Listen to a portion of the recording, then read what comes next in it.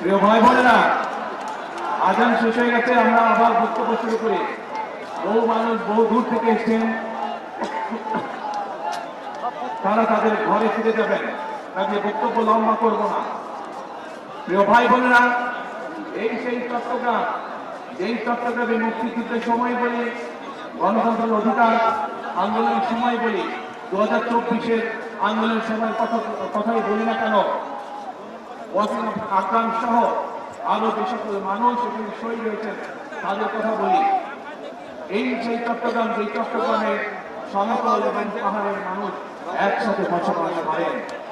আমরা চাই সমতল এবং পাহাড়ের মানুষ, আন্দোলনের সময় আমরা দেখিনি কে সমতলের মানুষ কে পাহাড়ের সময়, 71 সালে যুদ্ধের সময় আমরা দেখিনি কে সমতলের মানুষ কে পাহাড়ের মানুষ। আমরা চাই সকলকে নিয়ে আমাদের সেই প্রত্যাশিত বাংলাদেশকে গড়ে তোলার জন্য, সেই পাহাড়ের মানুষ হোক, সেই সমতলের মানুষ হোক, সেই ইসলাম ধর্মের মানুষ হোক, সে অন্য কোন ধর্মের মানুষ হোক, আমরা সকলকে নিয়ে আমাদের প্রত্যাশিত বাংলাদেশকে গড়ে তুলতে চাই। এবং সেই প্রত্যাশিত বাংলাদেশকে যদি গড়ে তুলতে হয়, তাহলে আজকে আমি এখানে আপনাদের লাখো মানুষ উপস্থিত আছেন, আপনার সহ আপনাদের মাধ্যমে আপনাদের এলাকার লক্ষ কোটি মানুষের কাছে আমি আহ্বান রাখবো, গণতন্ত্রে যারা বিশ্বাস করেন, মানুষের বাক স্বাধীনতায় যারা বিশ্বাস করেন, গণতন্ত্রের স্বাধীনতায় যারা বিশ্বাস করেন, সকলকে আমি আহ্বান জানাবো, ধানের শীষ তথা বিএনপির উপর আস্থা রাখুন।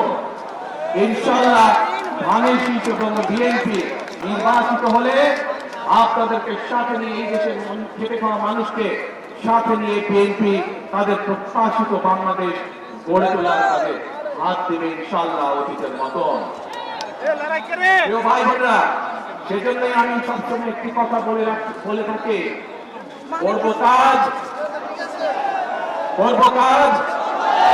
করব দেশ, সবার আগে বাংলাদেশ। করব কাজ করব দেশ, সবার আগে বাংলাদেশ।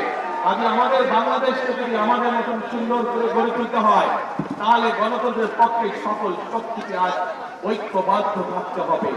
যে কারণে ওয়াসিম আকরাম সহ বহু মানুষ তাদের জীবনকে উৎসর্গ করেছেন।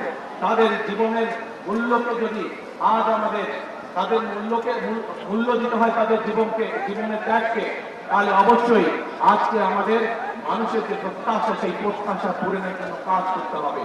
এবং যা মাত্র বললাম আমি, ইনশাআল্লাহ ধানের শীষের উপর আস্থা রাখুন, ইনশাআল্লাহ বিএনপির উপর আস্থা রাখুন, বিএনপি আপনাদেরকে সাথে নিয়ে আপনাদের সেই প্রত্যাশা পূরণের কাজ করবে।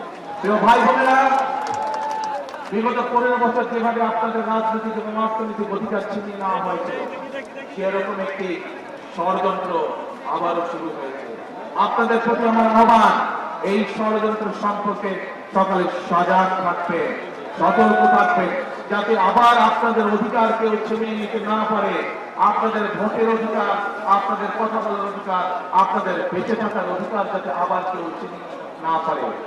12 তারিখে নির্বাচন, ইনশাআল্লাহ এই নির্বাচনের দিন আপনাদের কাছে আমার প্রত্যাশা, কখন যাবেন ভোট দিতে? না, এবার ফজরে গেলে হবে না, এবার তাহাজ্জুদের নামাজ পড়ার জন্য উঠতে হবে। তাহাজ্জুদের নামাজ পড়বেন এবং ভোট কেন্দ্রের সামনে গিয়ে, যার যে ভোট কেন্দ্রের সামনে গিয়ে ফজরের নামাজ জামাত করে আদায় করবেন। তারপরে লাইন দিয়ে ভোটের জন্য দাঁড়িয়ে দেবেন, যখন ভোট কেন্দ্রে ঢুকবেন। পারবেন ইনশাআল্লাহ?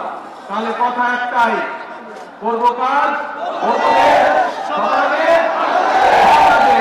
আল্লাহ হাফেজ। বাংলাদেশ জিন্দাবাদ, বাংলাদেশ জাতীয়তাবাদী দল জিন্দাবাদ। আসসালামু আলাইকুম।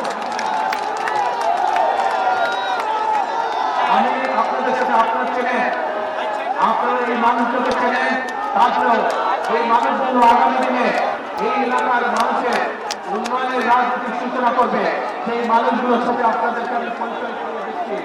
যেহেতু এখানে চট্টগ্রাম জেলার সকল প্রার্থী উপস্থিত আছেন, কক্সবাজার জেলার সকল প্রার্থী আমার পাশে দাঁড়িয়েছেন।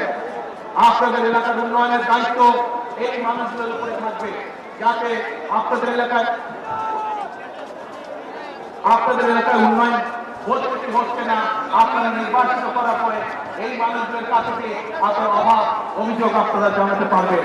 এদেরকে যদি নির্বাচিত করেন, এদের যদি নির্বাচিত করেন আপনারা, তাহলে এরা আপনাদের কাছে জবাবদিহি করতে দায়বদ্ধ থাকবে।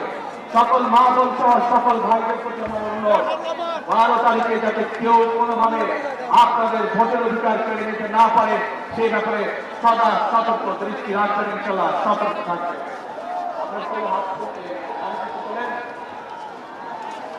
প্রিয় ভাই বোনেরা, এই আমার হাতের ডান এবং বাম পাশে এই মানুষগুলো দাঁড়িয়ে আছে, এরা হচ্ছে ধানের শীষের প্রতিনিধি। ইনশাল্লাহ 12 তারিখে এদেরকে জয়যুক্ত করবেন, যাতে আপনার জীবনকে আপনি নিরাপদ করতে পারেন, আপনার এলাকার উন্নয়নকে আপনি নিশ্চিত করতে পারেন। আল্লাহ হাফেজ। বাংলাদেশ জিন্দাবাদ, বাংলাদেশ জাতীয়তাবাদী দল জিন্দাবাদ।